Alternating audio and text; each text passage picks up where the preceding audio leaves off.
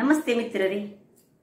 ನಮ್ಮ ಹಿತ್ತಲುಗಳಲ್ಲಿ ನಮಗೆ ಆರೋಗ್ಯಕ್ಕೆ ಬೇಕಾದಂತಹ ಅನೇಕ ಸೊಪ್ಪುಗಳು, ತರಕಾರಿಗಳು ಹಾಗೂ ಹಣ್ಣುಗಳು ದೊರಕುತ್ತದೆ.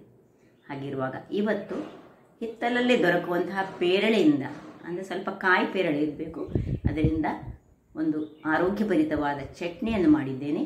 ನಿಮಗೆಲ್ಲ ಗೊತ್ತಿರೋ ಹಾಗೆ ಈ ಪೇರಳೆಯ ಎಲೆಗಳಂತೂ ಈ ಶುಗರ್ ಪೇಷಂಟ್ಗಳಿಗಂತೂ ಬಹಳ ಉತ್ತಮ. ಈ ಒಂದು ಚಟ್ನಿಯನ್ನು ಹೇಗೆ ಮಾಡಿದ್ದೇನೆ ನೋಡುವ ಮೊದಲು ಯಾರೆಲ್ಲ ನನ್ನ ಚಾನಲನ್ನು ನೋಡ್ತಿದ್ದೀರಿ, ಯಾರೆಲ್ಲ ಇನ್ನೂ ಸಬ್ಸ್ಕ್ರೈಬ್ ಮಾಡಿಲ್ಲ, ದಯವಿಟ್ಟು ಸಬ್ಸ್ಕ್ರೈಬ್ ಮಾಡಿ. ಈ ರುಚಿಕರವಾದ, ಈಗ ಬಹಳ ಟ್ರೆಂಡಿಂಗಲ್ಲಿ ಉಂಟು ಈ ಪೇರಳೆಯ ಒಂದು ಚಟ್ನಿ, ಅದನ್ನು ಹೇಗೆ ಮಾಡುವುದು ಎಂದು ನೋಡೋಣ ಅಲ್ಲವೇ. ನಮಸ್ತೆ ಮಿತ್ರರೇ. ಇವತ್ತು ನೋಡಿ, ಒಂದು ಪೇರಳೆ ಹಣ್ಣು ಸಿಕ್ಕಿದೆ, ಗಾವ. ಇದರಿಂದ ಒಂದು ಬಹಳ ಟೇಸ್ಟಿಯಾದ ಹಾಗೂ ಆರೋಗ್ಯಕರವಾದ ಒಂದು ಚಟ್ನಿಯನ್ನು ಮಾಡೋಣ. ಒಂದು ತುಂಬ ಹಣ್ಣಾದ ತಗೊಳ್ಬೇಡಿ, ಸ್ವಲ್ಪ ಕಾಯಿ ಇದ್ದರೆ ಬಹಳ ಉತ್ತಮ. ಇದಕ್ಕೆ ಇಷ್ಟು ದೊಡ್ಡ ಪೇರಳೆಗೆ ಒಂದು 2ರಿಂದ 3 ಕಾಯಿ ಮೆಣಸು ಸಾಕು. ಒಂದು ಕಾಲು ಇಂಚಿನಷ್ಟು ಶುಂಠಿ, ಒಂದೇ ಒಂದು ಬೆಳ್ಳುಳ್ಳಿ, ಒಂದು ಅರ್ಧದಿಂದ 3/4 ಚಮಚದಷ್ಟು ಜೀರಿಗೆ, ಒಂದು ದೊಡ್ಡ ಚಮಚದಷ್ಟು ತೆಂಗಿನ ತುರಿ, ಸಣ್ಣ ತುಂಡು ಹುಳಿ, ಮತ್ತು ರುಚಿಗೆ ತಕ್ಕಷ್ಟು ಉಪ್ಪು. ಮತ್ತು ಇದನ್ನು ಚೂರು ಫ್ರೈ ಮಾಡಲಿಕ್ಕೆ ಇದು ಆಪ್ಷನಲ್, ಒಂದು ಅರ್ಧ ಚಮಚದಷ್ಟು ತುಪ್ಪ ಸಾಕು. ಈಗ ಮೊದಲಿಗೆ ಇದನ್ನು ಕಟ್ ಮಾಡಿಕೊಳ್ಳೋಣ. ಇಲ್ಲಿ ನೋಡಿ, ಇದರದ್ದು ನಮಗೆ ಸಿಪ್ಪೆಲ್ಲ ಬೇಕು. ಈ ಕಪ್ಪಿನ ಭಾಗಗಳನ್ನು ಸ್ವಲ್ಪ ತೆಗೆದು ಸಣ್ಣ ಸಣ್ಣದಾಗಿ ಹೆಚ್ಚಿಟ್ಟುಕೊಳ್ಳೋಣ.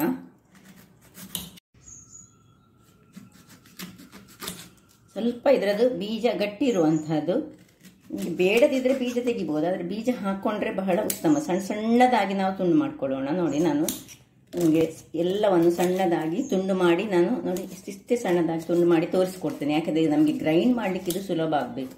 ಇಲ್ಲದಿದ್ದರೆ ಬೇಕಿದ್ರೆ ಬೀಜವನ್ನು ಸಹ ನಿಮಗೆ ಬೇಡದಿದ್ದರೆ ಹೀಗೆ ಬೀಜವನ್ನು ತೆಗೆದುಕೊಂಡು ಸಹ ಮಾಡ್ಕೊಳ್ಬಹುದು. ಈ ಮಿಕ್ಸಿಗೆ ಸ್ವಲ್ಪ ಕಷ್ಟ ಆಗ್ತದೆ, ಆದರೆ ಇಲ್ಲದಿದ್ದರೆ ಸೀದಾ ಹೀಗೆ ಸಣ್ಣ ಸಣ್ಣದಾಗಿ ಹೆಚ್ಚಿಟ್ಕೊಳ್ಳೋಣ. ಎಲ್ಲ ಹೆಚ್ಚಿಟ್ಕೊಳ್ತೇನೆ ನಾನು. ವೀಕ್ಷಕರೇ ನೋಡಿ, ಎಲ್ಲ ಕಟ್ಟಿಂಗ್ ಮಾಡಿಕೊಂಡು ಆಯ್ತು ನೋಡಿ, ಸಣ್ಣ ಸಣ್ಣದಾಗಿ ನಾನು ಕಟ್ ಮಾಡ್ಕೊಂಡಿದ್ದೇನೆ. ಇಲ್ಲಿ ಈಗ ಒಂದು ಗ್ಯಾಸ್ನಲ್ಲಿ ಒಂದು ಬಾಣಲೆ ಇಟ್ಕೊಂಡಿದ್ದೇನೆ. ಬಾಣಲೆ ಬಿಸಿ ಆಗುವಾಗ ಅದಕ್ಕೆ ಒಂದು ಅರ್ಧ ಚಮಚದಷ್ಟು ತುಪ್ಪ ಸಾಕು, ಸ್ವಲ್ಪ ತುಪ್ಪ. ಇದನ್ನು ಜಸ್ಟ್ ಒಂದು ಈ ತುಪ್ಪದಲ್ಲಿ ಹುರ್ಕೊಳ್ಳೋಣ.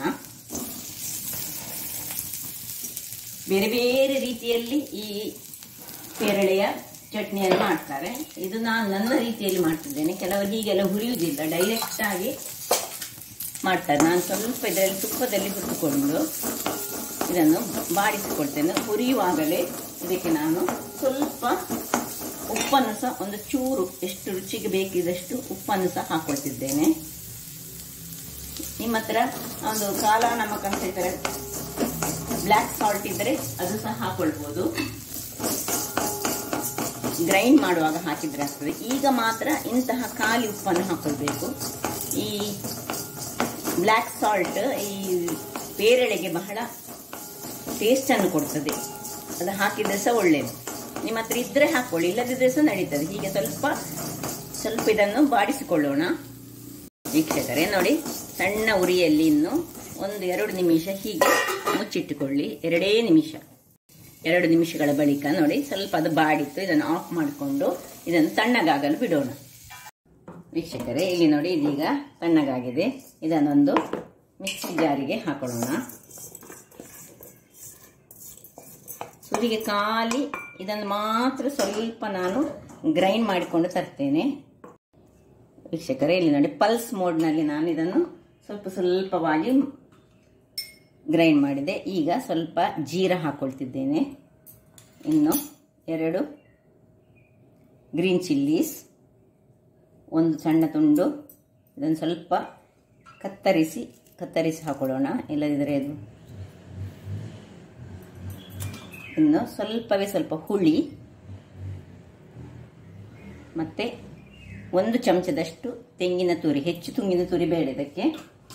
ಒಂದು ಬೆಳ್ಳುಳ್ಳಿ, ಮತ್ತೆ ಅರ್ಧ ಕಟ್ಟಿನಷ್ಟು ನಮಗೆ ಈ ಕೊತ್ತಂಬರಿಯ ಸೊಪ್ಪು ಬೇಕು.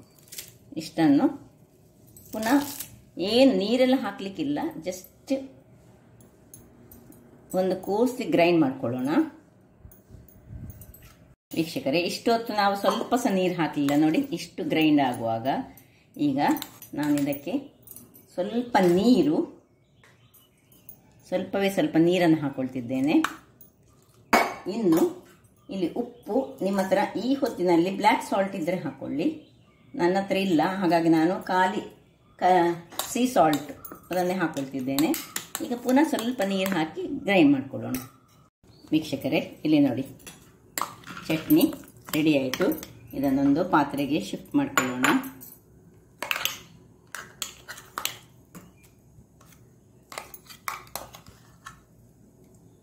ಇದನ್ನು ಬೇಕಿದ್ರೆ ನೀವು ಇನ್ನೂ ಸಹ ನೀರು ಸಹ ಮಾಡ್ಕೊಳ್ಬೋದು, ಅಥವಾ ಇಷ್ಟು ದಪ್ಪದಲ್ಲಿಟ್ಟರೆ ಸಹ ಒಳ್ಳೆಯದಾಗ್ತದೆ. ಇದು ಅನ್ನದೊಟ್ಟಿಗೆ ಕಲಸಿ ತಿನ್ನಲಿಕ್ಕೆ ಅಥವಾ ಇಡ್ಲಿ ಒಟ್ಟಿಗೆ ಯಾವುದರೊಟ್ಟಿಗೆ ಸಹ ಇದಕ್ಕೆ ಸೂಟ್ ಆಗ್ತದೆ. ಇದಕ್ಕೆ ಇನ್ನೊಂದು ಸ್ವಲ್ಪ ನಾನು ಒಗ್ಗರಣೆಯನ್ನು ಕೊಡ್ತಿದ್ದೇನೆ ನೋಡಿ. ಇಲ್ಲಿ ಒಂದು ಇದಿಟ್ಟು ಒಂದೇ ಸ್ವಲ್ಪ, ತುಂಬ ಎಣ್ಣೆ ಎಲ್ಲ ಹಾಕೊಳ್ಕೊಳ್ಳಿ, ಒಂದು ಸ್ವಲ್ಪ ಒಂದೇ ಸಣ್ಣ ಚಮಚದಷ್ಟು ಎಣ್ಣೆ ಹಾಕೊಂಡಿದ್ದೇನೆ. ಮತ್ತು ಒಂದು ಸ್ವಲ್ಪ ಸಾಸಿವೆ,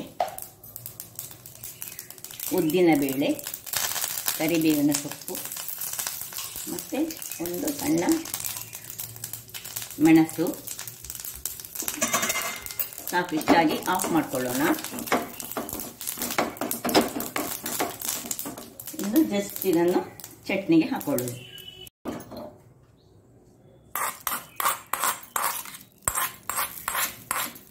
ತುಂಬ ಎಣ್ಣೆ ಹಾಕ್ಕೊಳ್ಬಾರ್ದು, ತುಂಬ ಸಾಸಿವೆ ಗೀಸಿವೆಲೆ ಏನು ಬೇಡ, ಸ್ವಲ್ಪ ಅರ್ಧ ಚಮಚದಷ್ಟು ಸಾಸಿವೆ, ಅರ್ಧ ಚಮಚದಷ್ಟು ಉದ್ದಿನಬೇಳೆ.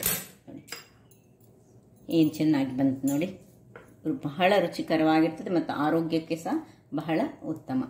ಹಾಗಾದರೆ ನೋಡಿದ್ರಲ್ಲ ವೀಕ್ಷಕರೇ, ಕೆಲವು ರೀತಿಯ ಈ ಪೇರಳೆಯ ಚಟ್ನಿಯನ್ನು ಮಾಡ್ತಾರೆ, ಆದರೆ ನಾನು ನನ್ನ ಶೈಲಿಯಲ್ಲಿ ಮಾಡಿದ್ದೇನೆ. ಹಾಗಾದರೆ ನನ್ನ ಕುಕಿಂಗ್ ಚಾನಲ್ ನಿಮಗೆ ಇಷ್ಟ ಆದರೆ ಬೋಳೂರು ಸುವರ್ಣ ಚಾನಲನ್ನು ಲೈಕ್ ಮಾಡಿ, ಶೇರ್ ಮಾಡಿ ಹಾಗೂ ಸಬ್ಸ್ಕ್ರೈಬ್ ಮಾಡಿ, ಹಾಗೂ ನನ್ನ ಇನ್ಸ್ಟಾಗ್ರಾಮ್ ಪೇಜನ್ನು ಫಾಲೋ ಮಾಡಿ. ಧನ್ಯವಾದಗಳು.